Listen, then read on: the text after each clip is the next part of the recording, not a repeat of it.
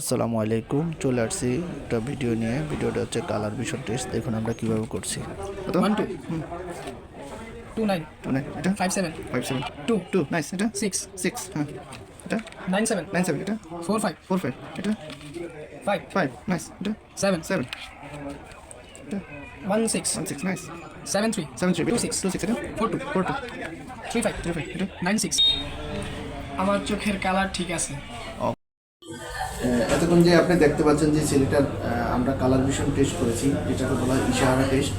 তো এই টেস্টের অবশ্যই আপনার পরিবারের করা উচিত, বা আপনার যে ড্রাইভার দিয়ে আপনি গাড়ি চালাচ্ছেন তারও করা উচিত।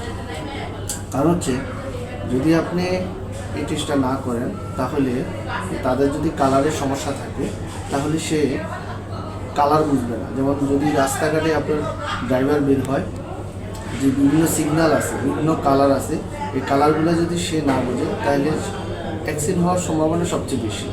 সো এই জন্য আপনাকে বলছি, আপনি আপনার পরিবার এবং আপনার ড্রাইভার অবশ্যই তাদের কালার টেস্ট করে নেবেন, তাহলে নিরাপদে থাকবেন, নিরাপদে গাড়ি চালাতে পারবেন। ধন্যবাদ সবাইকে।